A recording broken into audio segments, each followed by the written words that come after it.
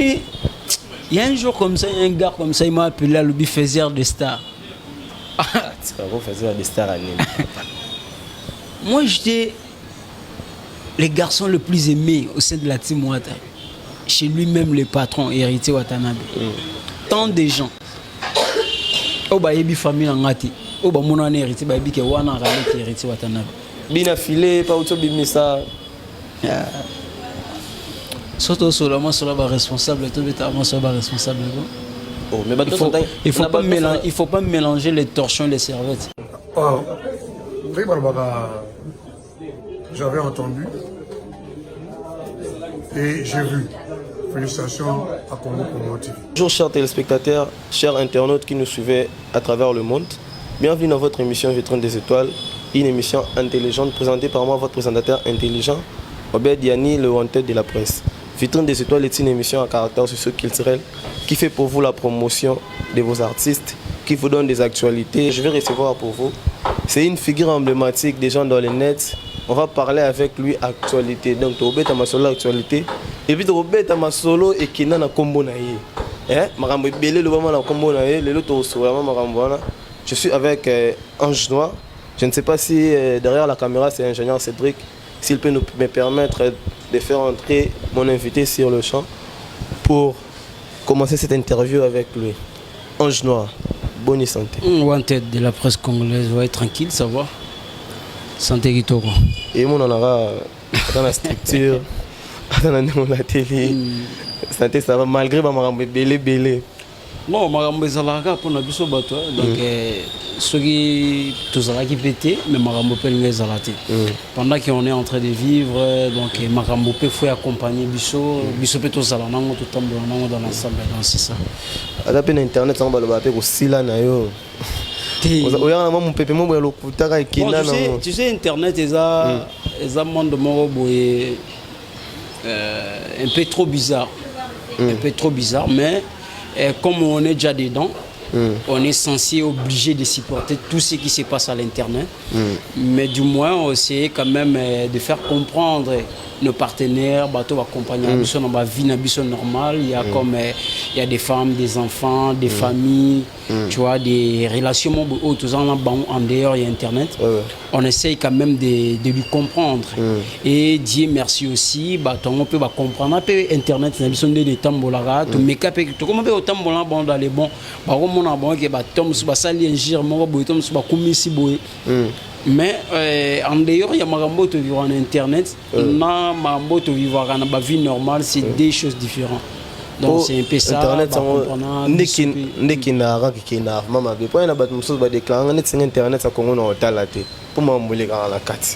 non, oui, ceux qui ont internet na politique y a des mots.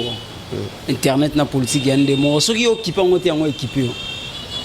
Le monde doit être un politique on a tala ngote so tali ngote yango itala tant on comprend bien que courant ka souté lipe mati transfert comme passe au s'intéresser na politique comme on le ba nani aza ministre ya kingani donc on intéressé na le lo ba internet tom suba tala ngote mais vena biso lamber mende tant bando kata connexion bando déranger mutu donc le lot tom so mo na communication à 100% comment on sait là bas réseaux sociaux qui est à peine normal donc pour intéresser dans quoi finir par quoi intéresser dans donc on est là tous à vivre na biso to tala ga ba makambo dans le bon sens ouais le lot tous en temps solo na mo belé si c'est na mo na ka bato ba tika ngate ba soutenir nga ba toujours prenanga na moni wana Omar Play Lixamboka adresse na mire combo peneur na mire affichaka moi aussi j'en profite déjà pour saluer aussi Omar Play Lixamboka parmi les jeunes entrepreneurs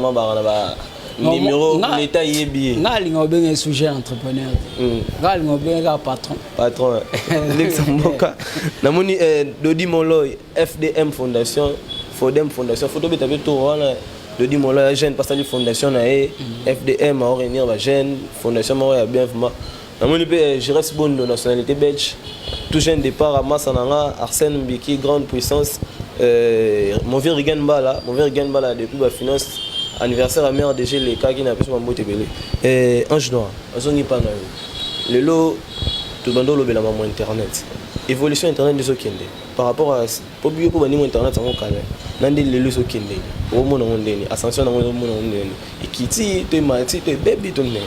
Bon, pour moi il y a et puis si gars est bela ba jeune emploi et puis c'est bela ba jeune emploi mais sur les caractères oyo to roloba il y a bon sens et bomi misala ya batu belé. Tu sais, nous on a commencé l'internet depuis 2005. On a tout ça, on a système, on a YouTube, tout ça, on a blog, on a site. À l'époque là vraiment c'était bon. Pourquoi j'ai dit c'était bon? Pourquoi? C'est parce que tant on suit il y a boulot. On va ne pas oublier que était dans ça la boulot, mon besoin la dignité, mon besoin la crédibilité, mon besoin que journaliste. Autant il y a autant il y a facile, autant il y a peine, il y a ça la boulot. Mais du moins le lot internet en autant que côté dans monde de YouTube oyo, mutumo pas ko la mkaneka na parler bona tongo isifika ke aibino ba bon. Pas bota ma répéter que bota ma journaliste ba koma kaka. Maintenant ils ont ba norme, ils ont ba procédure o isinga ke mutu pas koma.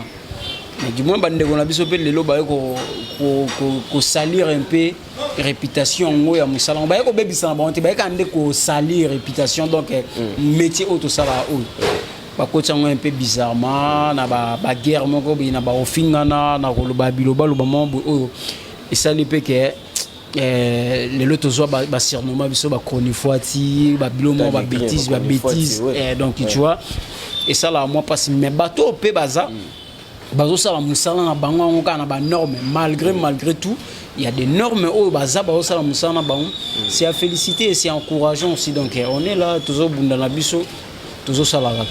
Ouais, vraiment c'était là une petite parenthèse pour nous le la mam biso ya net mais Ange Noir lelo aux hommes mon tamboli na orchestre belé na musique au tamboli na orchestre belé na musique puis na orchestre on so kindra mambela ndakoka pour ani aux la chance de to ezalaka mambo solo po baobi maininga na pamba te to ezalaka mambo solo to na yebite ezalaka nini? Ah ben c'est bien Ange Noir tambol pe moi orchestre trop na Congo awa mais officiellement comme ça j'ai travaillé au sein de la Team Wata, aux yeux de tout le monde. Aux yeux de tout le monde. Merci à Héritier Watanabe de m'avoir accordé pendant tous ces temps qu'on était avec lui. Merci aussi à l'administration, il y a Charlie Rubenga, il y a Sylvain BH, il y a Dadi Mola. Non, laisse-moi de parler s'il vous plaît. Continue. Donc il y a Dadi Mola, il y a Francis Dibaya, il y a tout le monde, tout ça qui n'a pas mon administration. Merci n'a pas vraiment et puis j'ai eu à travailler avec Ibraton Piana donc qui on est en train de préparer pour la sortie officielle. Vous avez préparé tout. On est en train de préparer. On est en train de préparer la sortie de C'est pas sorcier. Tu es seulement chez lui. Mais je te dis, je viens de te dire que non, on est en train de préparer la sortie. Je ne vais pas aller vite en besogne, mais tous on a la team Wata. Ange Noir, on travaille dans la team Wata. Tu étais parmi les plus aimés héritiers Watanabe. Et jusqu'aujourd'hui. Jusqu'aujourd'hui. Qui t'a dit ça? Qui t'a dit ça? Soit ça de toutes les façons. Ah ça est là. Ça de toutes les façons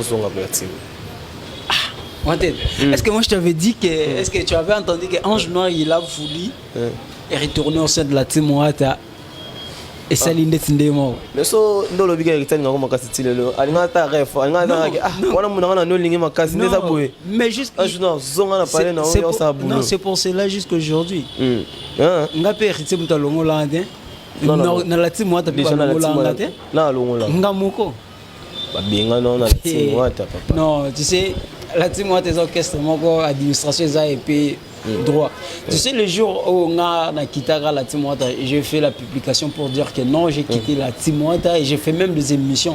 J'ai dit que non, je reste fanatique d'Héritier Watanabe parce que j'étais fanatique d'Héritier Watanabe avant même de commencer à travailler au sein de la team Wata depuis Maison Mère.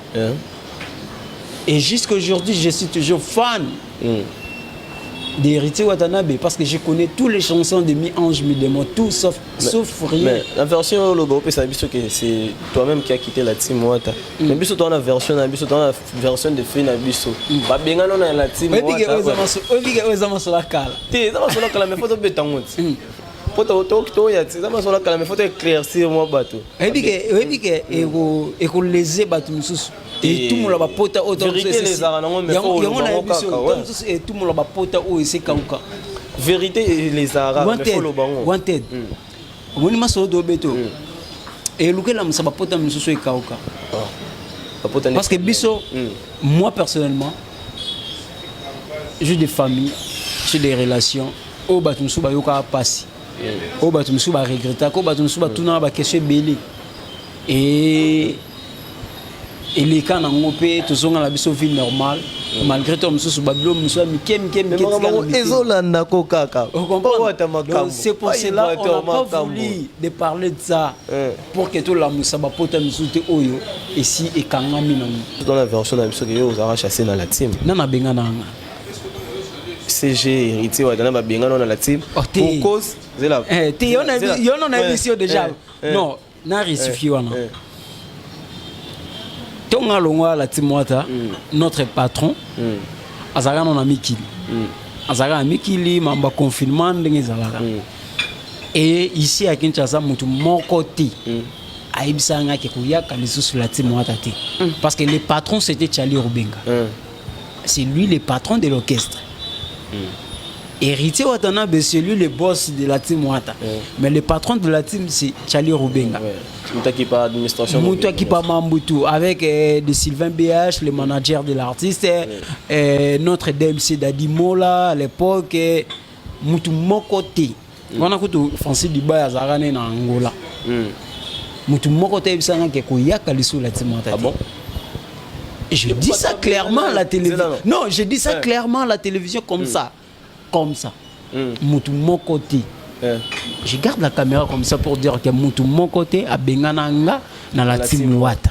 Donc yo longa la team Wata. Oui. Yo ba tsikala ko bengano. Te Moutou te. Déjà na songa mukina créer spiritas. Ah. Au moni lo ba lo ba bi ke so Moutou ibi Bible. Botika ki non. Et siga ki était ai. Mbunda so ba yibi yango hein mutu place ake nango tango abeta makele yo kana boyeba ke mbunda ngeki de ton boyeba spiritas boyeba pour ange noir c'est le spiritas c'est là na sisa na réponse na yo boyeba pour ange noir et melelo quand vous parlez pas des anges noirs au sein de la team Wata vous parlez pas des spiritas. Allez-y comprendre. Les spiritas existent. Allez-y comprendre. Mais oui, pas mal. Et ça est logo tout ça là on pon dans la team Wata. Tant les lois dans un ngati. Et ça est ngati. Et ça est la team Wata. Initiateur. Il y a on a vu ça parmi et ça la team Wata. Si aujourd'hui peut-être les lois j'ai un bon soldat que j'ai laissé là-bas. Topelendi tout pas. Qui est en train d'assumer. Et donc il y a mamba spirita c'est faut tout na Topelendi. Il y a pas rancune. Dans son là, on va bien dans la team mais ce version to yebi qui soit été chassé dans la team. Pour batinda ka ba caméra ya space batinda ka caméra pour na makambo spiritas ba caméra ba micro yo zo ba caméra na uzo yango oteka yango donc tokolo ba ke uyiba ba caméra spiritas okina na raison valable ba longole là on la team yango ebi ke moyi ba kanga ka moyi be faut pas que tu kana ka tala ka c'est non bon je peux pas salir non boto ba lu ba bon ça va salir te ba salir déjà to ba lu ka yibi et ça va salir histoire ba caméra là il y a le biton ba lu ba ke ba yibi et ça va salir si ko yelu ba salir on a forme ndé non, même la Bible dit que moi je disais ça chaque fois que autant que ça mon âge a appelé ça en jouant à caméra naï ayat mais ça fan tatini fan atini ba caméra fan atini ba caméra destiné na la fan la timo to bomba atini ba caméra destiné na nini pour la spiritation yo so caméra au mela bango caméra so caméra donc oyiba ba caméra ba tinda fan nani Oh, fan kaka to éteindre comme na et. Ah, To éteindre comme na. te oh. Tanga nyama comme on a été que toto sur ma sola la timota to tanga comme ba patron to tanga comme ba administration. Ouais, ya lobi que te ange noir ba blo oyo. Eza ya la timota. Non, on a besoin d'expliquer biso. Te ah. Bino mo bosali banquette no bozu explication ce qu'on a na expliquer bino ndetinde. Ngali ngala mutu. Te ngali ngala mon ndetinde ngabo. Si j'ai un problème avec quelqu'un, je lui dis en face comme ça. Héritier Watanabe, Alban Nzimoko Lobi, Izoki Manga. Aba, Moutalobara, vérité était au visage découvert. Mais s'il donne masque, il vous dira toute la vérité. Il y a des gens comme ça, mais moi j'aime pas des gens comme ça. Moi je suis pas hypocrite. Moi je suis pas hypocrite. Moi si ça marche pas, je vais dire que non ça marche pas. Si ça tient pas, je vais dire que non ça tient pas. On est des grands garçons, on est des responsables, tout là, alors que le plus important, peut-être faire la musique, faire la promotion de la musique, au lieu de faire la promotion d'un individu comme moi, d'aller internet pour un individu comme moi. Moi, personnellement, ça ne m'aide pas et ça ne me gêne pas aussi. Ça ne me gêne pas. Parce que je ne suis pas concerné. Je ne suis pas concerné et ça ne me concerne même pas. Je ne suis pas concerné et ça ne me concerne même pas. Donc, maman, tout le monde yo oyé le côté. Tout bêtement solo. Il y a un jour comme ça, un gars comme ça, il m'a appelé à l'objet faiseur de stars. C'est pas quoi faiseur de stars à Nîmes. Faiseur de stars au Salanani. Faiseur de stars.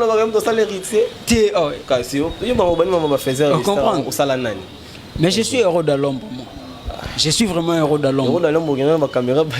Je suis héros de l'ombre. Moi, la musique à Congo. La musique à Congo, on a 60%. La musique à Congo. On a 60%. C'est quoi, Bouyego?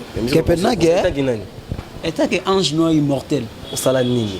Et belé. Ah, je mais je te dis, le lot va dans mon point. Tu vas dans le point. Tu vas dans le point. Il y en a tout, tu vas dans le point. Pendant ange noir. Ouais.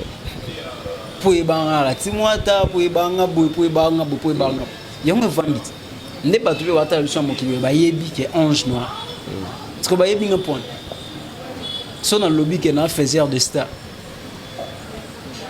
Je suis héros de l'ombre. J'ai beaucoup travaillé dans la musique à Mbogoyo. J'ai beaucoup travaillé. Non, jusqu'aujourd'hui. Jusqu'aujourd'hui, je travaille dur. Et pourtant, pour nos musiciens, pour nos artistes. Et pourtant, pourquoi tant que vous travaillez, on attend que vous travaillez souvent.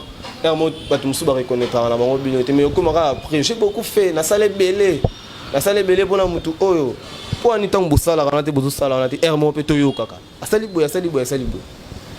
Est-ce que moi je t'avais déjà dit une fois, ou peut-être tu m'avais suivi, te dire que nga basala nga faux dans ma musique. Moi j'étais le garçon le plus aimé au sein de la team Wata. Chez lui-même le patron Héritier Watanabe. Moi, quand je marche avec Héritier, il ne me présente pas comme son travailleur. Il me présente comme son frère, comme son petit frère. Tant de gens. Oba yebi famille ngati. Oba mona na héritier ba yebi ke wana rale ki héritier Watanabe. C'est pas important na vandi bosiko lelo na na micro na lati veste na nga ba jean na nga boy na ba ndoga na TV pour dire que non héritier wana forme tout ça. C'est pas important. Abenga na yo ba yipso so kabe. Na pe ki so eloko te. Yo mona olinga polo ba vérité te ozo pekisa nga. Mais vérité de na émission. Yo na tuka yo mona mutu avandi wa bike ange na ko yaga sur la team te. Bon, on pense au monde en sur la team. Bon, on pense à bon. Si on pense à bon, et puis singat, bon monde a un peu lobbyné. C'est que yo monte dans la poste au son à la team moi da. So ça na poste ça li demande non te vérité Watanabe la police ka la rappel biso. Au son là. Bon toi na zaka la team moi dans ça la demande na télévision. À ça là on peut-être. Mambo ngana epé to sola pe na na ebison. Si le lobo mais c'est un virement. En dehors de je m'appelle allo Goga Ayambi. En dehors de ma musique. Mambo ya yenga ebi mutayibi ngwate. C'est comme mais je te dis tout mambo na TV. Tout mambo na TV. Ya ngoma, oyebi ya ngoma. Ya ngoma chauffeur mo continue so ba motebele. Donc mutako ibo mambo na ya ngoma nanga. Ah bon? Bon c'est chez Charlie Oben. Te, on sait déjà mambo orchestre. Ay mambo orchestre. Ay mambo orchestre. Parce qu'il y a pas tout ba traîner na sémérité, ba tout ba bureau to hérité, ba mio yebi hérité, ba yebi ngoma. Ti ba ebité. Ba nyonso. Oh, na ngolo mutu te na ngolo na bika pa ya ngoma. Acheka ya ngoma. Ngasi. Mambo lo be grave. Oh, mais je te dis. Ba le kana mission ozongi la yo. Te na ozonga. Na ozonga ba mutu azonga seka ayuma. Mutu azonga pe na ya ayo contredire nga. Mais déjà mieux je me demande mon nom. Très bon, ça évolue très bon, très bon. Vous avez tant dans l'année ça. Avant que tu nous attends dans mode des là. J'étais au studio. Nous avons une composition, nous avons des lambango, côté tout ça boy, côté tout son ça boy. Par rapport à Hermano Salama, est-ce que Manos résultat ou petit lelo? Pour moi, mi-ange mi-démon. Na bande ko s'attendre ils à la disque moko ya confirmation et puis oui ils ont confirmation parce que retirer des agas disque moko ya découverte et mi ange mi démon ya disque moko pour moi je vais dire qu'il y a confirmation et puis le lieu confirmé héritier Watanabe avec cette période où tous en il y a ba covid il y a ba couvre-feu il y a ba confinement mais disque ils ont prouvé le contraire et ils ont montré de quoi ils sont capables de preuves à nos moni et porter la production dans Lubumbashi et puis Côte d'Ivoire déjà disent qu'ils ont marché dans les bons donc et eux qui est déjà bien par rapport à Batmoussou est-ce que l'on avait Batmoussou c'est dit raté c'est dit raté fallait comme ça être mais c'est ça ce que je te dis c'est dit raté par rapport à parce qu'ils ont en date moko il y a 18 comme ça mais aujourd'hui on parle des héritiers Watanabe on a oublié que Fali avait sorti un disque comme ça Toyo kaba featuring Toyo kaba ramnaye mais que tu parlais sur disque à Fali pour qu'on parle pas de ça comment contredire Ken dans disque héritier Betara pas n'a pas Francis Dibaye non tu sais Ken personnellement c'est quelqu'un de bien. Auparavant, moi, je voyais Ken comme si c'est un fou. Auparavant. Mais le jour où tu as Ken, tu solo, tu as Ken, donc c'est ça pour te dire que nous avons un internet, nous avons consciemment, il y a différent. Quand il est là, vendre la musique, la musique, la UPN,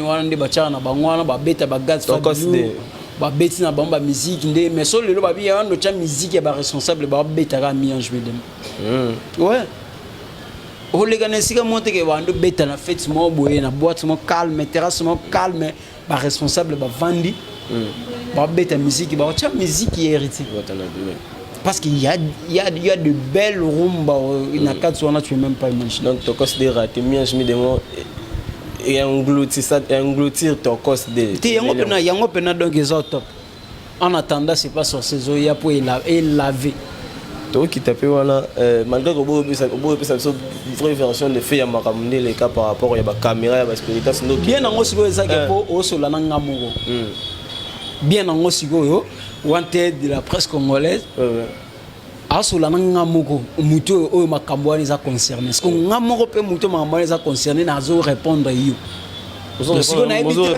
tesko yo on a posé version oyo ka bato balobaki yango toza na posa toza na posa ya version oyo ngamoko mukolo makambo kasi version oyo mozo pesa ouais bazolanda biso de partout dans le monde Brunette pas qu'à depuis Londres pe awalanda on a profité na pesa quand il y a de l'argent il y a la beauté il y a des véhicules il y a du parcelle.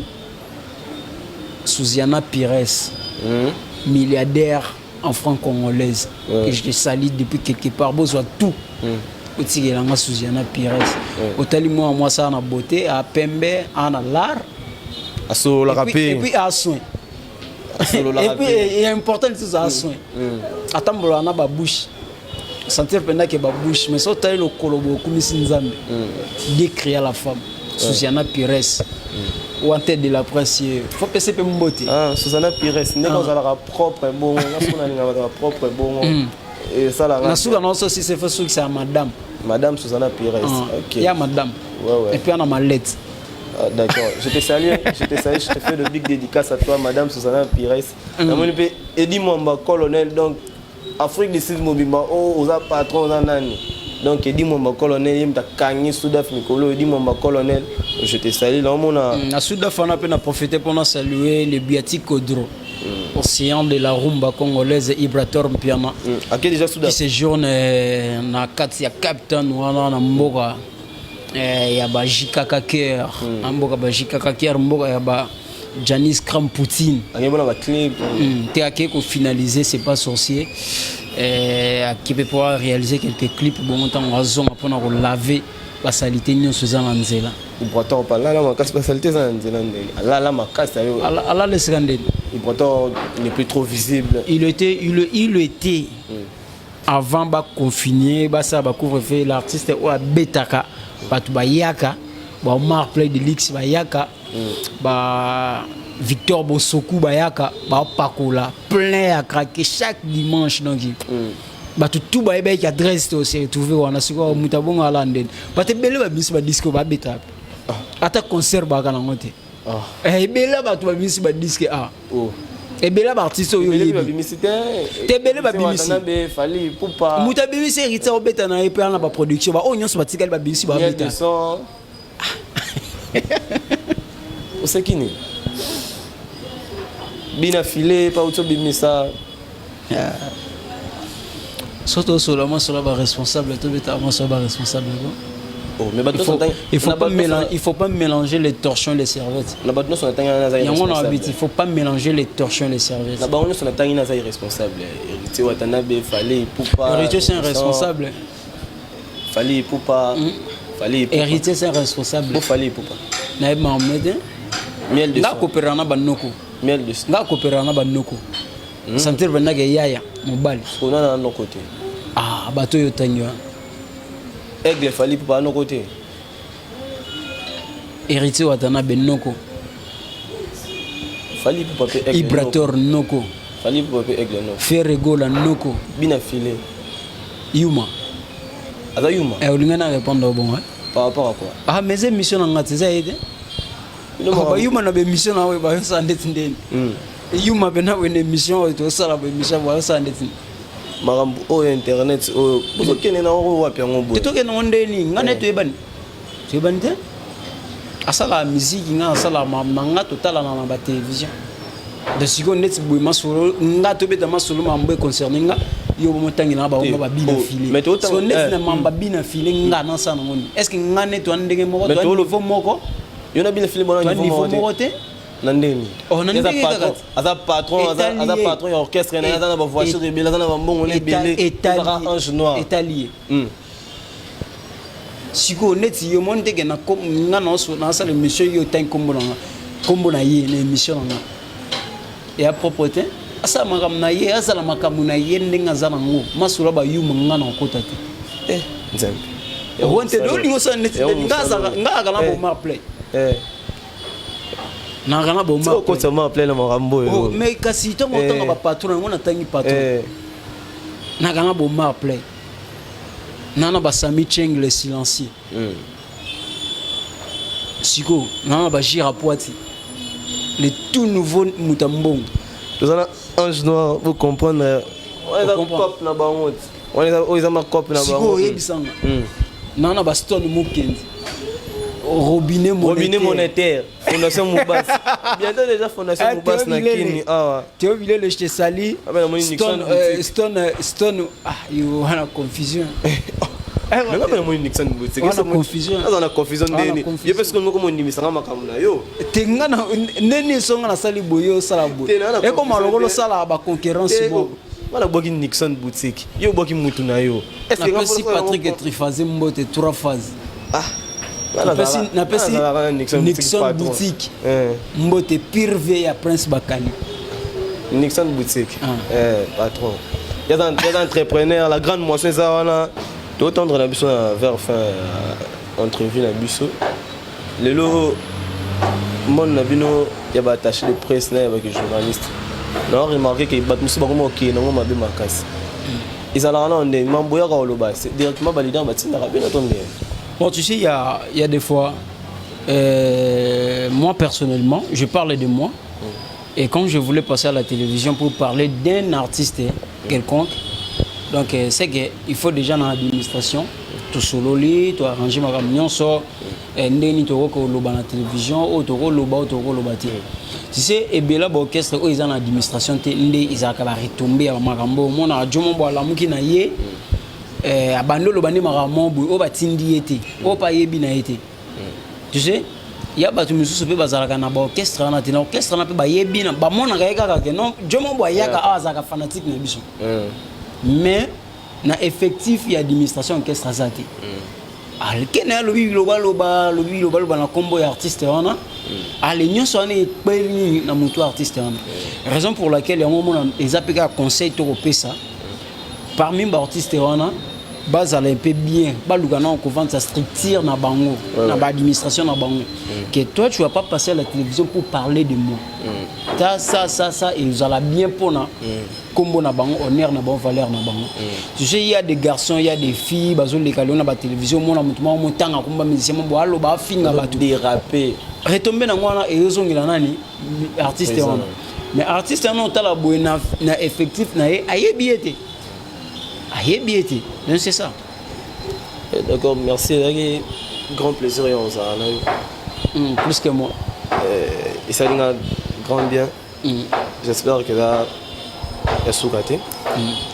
Photo sur la sauce, je belé. Mais vu Internet, on a RT même, je vais ça les alliés. Là, c'est payé. Il y a un dédicace. Ouais, merci na Wanted, na vraiment disponibiliser ton nayo. Merci à Congo Mokili. Congo promo. Le boss Ralph Ngendo. Il y a Ralph Ngendo. Et puis j'en profite pour saluer le caméraman Nabiso. Ingénieur Cédric. Ngane to ando imoko na kombo langa bumwana. Il va bien l'encadreur des sorciers. Kombo langa bumwana Cédric. Il me la ma image. Moni Congo promo na kin. Na profiter pe na pesa. Adabe patron. No moni ka. Na pesa pe ba na ngambote. Donc mon ami Girapouati, il y a mes condoléances, il y a Alvej Lapulga depuis Luanda wana Outiko Bung sa maman nae, Alvej Lapulga donc mes condoléances. Na batuto balandinga, vous êtes vraiment nombreux, il y a Christian Chabani, Nzamba 3, il y a Fanny Bompé, Charme Fatal depuis quelque part. Il est en train de nous suivre. Madame Souziana Pires. Madame Souziana Pires. Donc il n'y a pas de comme lui. Donc il n'y a pas de comme lui. Donc Mbote na batuto balandingai. Merci na Wanted et puis merci na Bamasta na ngatu. Basi na ngatu. Bato tout balinga ngai. Mbote na bino et puis il y a Maréchal Stomi Akafulek. Stomi Akafulek. Akena vango. Yazalaga. Encore et toujours. Stomi Akafulek. Ah, Nzambe. Akafulek. Merci. On a moni batuto pe ba simalanga neti mafona lo na betaka masolo na. Malgré tout ba dossier bela on réglé na on play. Lixamboka. Dans la table dossier bela on réglé na. Na moni Djedje Masigani depuis Turquie. Christian Sala, Jules Vadil Mandang, il y a la base dans la Turquie. Dadissa ça est morta. Nabosani pe tant ben il morta na raisonné. Fiston Malula il morta. Fiston Malula il morta. Un peu si on mbote. Espoir ça Miguel Malosa JC Konga voilà. Maintenant depuis là Dikano business mambo bank na la bossa na yeme na bossa noté. Trésor souverain depuis Paris, c'est Dabotaka. En fait, c'était là votre émission Vitrine des Étoiles, une émission présentée par moi, votre présentateur intelligent, Obed Yanni, le wanted de la presse. Aujourd'hui, j'étais accompagné avec Ange Noir, un confrère, mais aussi un aîné dans ces domaines, un ami aussi. On a parlé avec lui l'actualité, on a décortiqué ensemble l'actualité du pays et l'actualité culturelle plutôt. Merci beaucoup. Abonnez-vous massivement sur notre chaîne Congo Promo. Contactez-nous pour vos critiques, vos remarques, et puis vos conseils, et puis votre soutien sur l'Ouran pour ça sur la Nabiso. Juste quand on a essayé, on a mis le numéro. Merci beaucoup.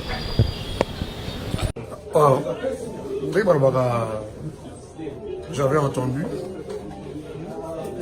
et j'ai vu. Félicitations à Congo Promo TV.